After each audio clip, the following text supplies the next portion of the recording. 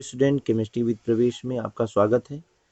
ये first part का question मैंने आपको करा लिया है, इसके लिए एक आइसोलेट वीडियो बनाया हुआ है और अब मैं इस पार्ट में आपसे बात करूंगा why do amino acid so amphoteric behaviour. किस लेसन से मैं बात कर रहा हूँ? बायोमालिक्यूल्स 7 नंबर के क्वेश्चंस इस लेसन से आते हैं, तो इम्पोर्टेंट है, कवर करना पड़ेगा। हम सीधे आंसर पे आते हैं।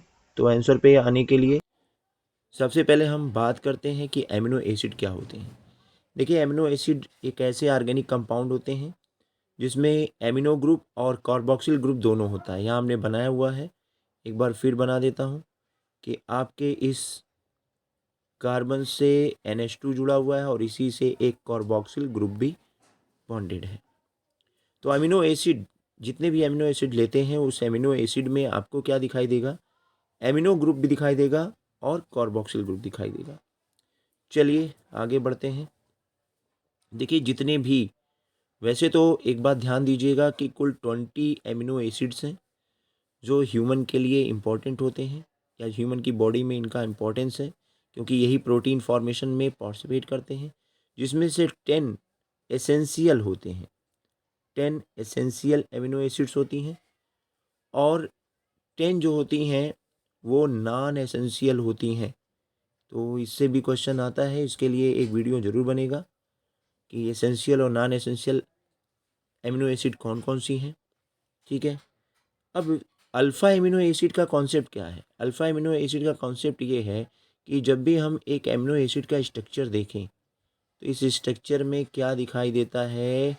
ये आपका कार्बोक्सिल ग्रुप है और कार्बोक्सिल ग्रुप के जस्ट बाद वाला कार्बन आपका अल्फ़ा कार्बन होता है। ठीक है। कार्बोक्सिल ग्रुप के बाद वाला कार्बन जस्ट अल्फ़ा कार्बन होता है और अल्फ़ा कार्बन से ये आपका बॉन्डेड है। कौन? Amino group. इसीलिए इनको अल्फ़ा एमिनो एसिड कहते हैं। इसीलिए इन्हें अल्फ़ा एमिनो एसिड कहते हैं। तो लिखा हुआ भी है कि amino group containing amino group on the alpha carbon या adjacent atom to the carboxyl group, उन, और इसीलिए जितने नेचुरली अकरिंग एमिनो एसिड हैं वो अल्फ़ा एमिनो एसिड कहलाते हैं। आगे बात करते हैं कि आपकी क्लासिफिकेशन की बात हो रही है कि क्लासिफिकेशन अगर किया जाए तो अल्फ़ा एमिनो एसिड कितने तरीके के होते हैं? Neutral, acidic, basic amino acid. Neutral amino acid किसको बोलते हैं? Contain equal number of amino and carboxyl group. जैसे क्या हुआ कि अगर एक एमिनो ग्रुप को देखें तो एक एमिनो एसिड को देखें तो इसमें क्या दिखाई दे रहा है? इसमें दिखाई दे रहा है कि कार्बोक्सिल ग्रुप है और एमिनो ग्रुप है। अगर इनके नंबर इक्वल हैं तो वो न्यूट्रल होगा। यहाँ example glycine, valine, alanine. Glycine का स्ट्रक्चर मैंने दिया है। देखिए, एक एमिनो ग्रुप आपको दिख रहा है और एक आपको ये दिख रहा है कार्बोक्सिल ग्रुप। एक एमिनो ग्रुप दिख रहा है और एक दिख रहा है आपको कार्बोक्सिल ग्रुप।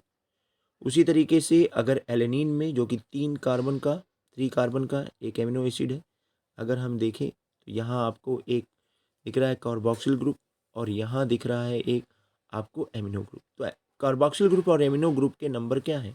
सेम है। चलिए आगे बात करते हैं। एसिडिक एमिनो एसिड क्या होते हैं? एसिडिक एमिनो एसिड जिसमें कार्बोक्सिल ग्रुप का नंबर ज़्यादा होना चाहिए एमिनो ग्रुप की तुलना में। कार्बोक्सिल ग्रुप मतलब COOH, इसका नंबर NH2 की एमिनो ग्रुप की तुलना में ज़्यादा होना चाहिए। तो एक एग्जाम्पल भी मैंने यहाँ लिया हुआ है एस्पार्टिक का। एस्पार्टिक में आप देख रहे हो आपको एक कार्बोक्सिल ग्रुप यहाँ दिख रहा है, एक कार्बोक्सिल ग्रुप यहाँ दिख रहा है, 2 कार्बोक्सिल ग्रुप हैं और एक NH2 ग्रुप यहाँ दिख रहा है। तो 2 कार्बोक्सिल ग्रुप, एक एमिनो ग्रुप, तो नंबर ज़्यादा है इसलिए एसिडिक है। उसी तरीके से ग्लूटामिक एसिड लिया है, 5 कार्बन का एक एमिनो एसिड है। इसमें अगर हम बात करें तो एक कार्बोक्सिल ग्रुप आपका यहाँ पर है, एक कार्बोक्सिल ग्रुप यहाँ पर है और एमिनो ग्रुप अगर हम बात करें तो एमिनो ग्रुप के नंबर केवल 1 हैं। तो ये भी क्या है? एसिडिक एमिनो एसिड है। बात करते हैं बेसिक एमिनो एसिड की। बेसिक एमिनो एसिड का कॉन्सेप्ट ये है कि इसमें जो एमिनो ग्रुप के नंबर्स होते हैं वे कार्बोक्सिल ग्रुप से ज़्यादा होते हैं। Basic contain more number of amino group than carboxyl group. Example आपका कौन कौन सा है, लाइसिन है, आर्जिनिन है, हिस्टिडीन है। और यहाँ देखिए मैंने बनाया भी है स्ट्रक्चर लाइसिन का, एक आपको कार्बोक्सिल ग्रुप से दिख रहा है, एक आपको NH2 ग्रुप यहाँ दिख रहा है, एक NH2 ग्रुप आपको यहाँ दिख रहा है, राइट। तो 2 एमिनो ग्रुप हैं, एक कार्बोक्सिल ग्रुप है, इसीलिए इसको हम क्या कहते हैं, बेसिक एमिनो एसिड कहते हैं। ठीक है, अब हम आगे बढ़ते हैं, physical properties of amino acid की बात करते हैं। एमिनो एसिड कैसे होते हैं, कलरलेस हैं, क्रिस्टलाइन सॉलिड्स हैं, यानी क्रिस्टल फॉर्म में मिलते हैं, सॉल्युबल इन वाटर होते हैं, मेल्टिंग पॉइंट इनकी हाई होती है। और ये कह रहा है कि इसीलिए इनका बिहेवियर साल्ट की तरह होता है। ये एक सिंपल एमीन या कार्बोक्सिल एसिड की तरह बिहेव नहीं करते हैं, एक साल्ट की तरह बिहेव करते हैं। चलिए अब अपने क्वेश्चन की तरफ भी हम बढ़ रहे हैं कि ज्विटर आयन क्या होता है। देखिए ज्विटर आयन क्या है कि आपको पता है जब भी आप एक एमिनो एसिड लेते हो तो एक एमिनो एसिड में आपका एमिनो ग्रुप है और एक आपका कार्बोक्सिल ग्रुप है, राइट। एक एमिनो ग्रुप है, एक कार्बोक्सिल ग्रुप है, और एक मॉलिक्यूल में ये दोनों ग्रुप मौजूद हैं। इसी कारण से ये ज्विटर आयन के रूप में मिलते हैं।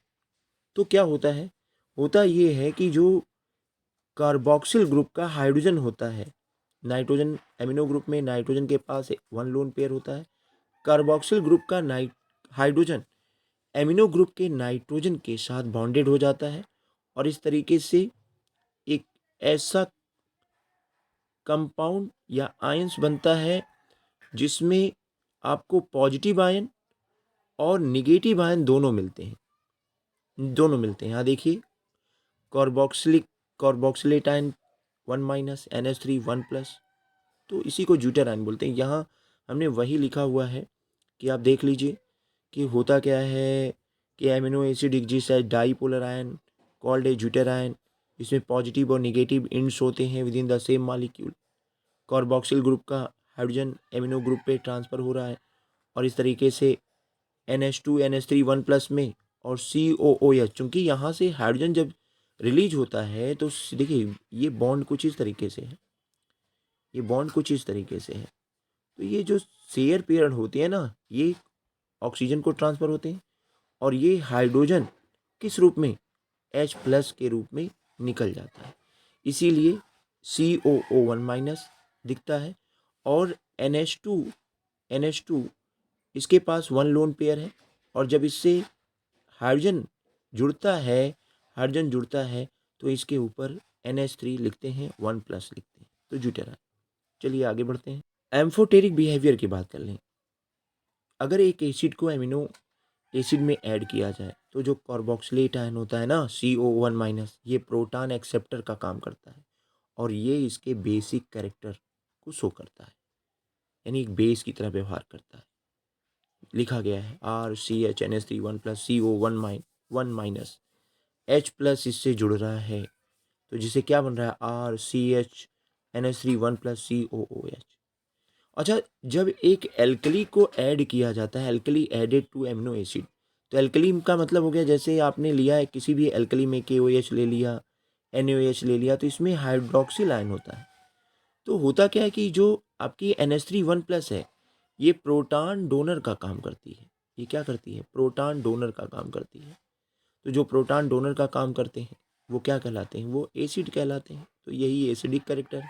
NH3 1+ इसके एसिडिक कैरेक्टर को शो करता है और ऐसे कंपाउंड जो बेस और या बेसिक और एसिडिक कैरेक्टर दोनों को शो करें उन्हें हम एम्फोटेरिक और ये इस प्रकार से इनके एम्फोटेरिक बिहेवियर की बात की जाती है।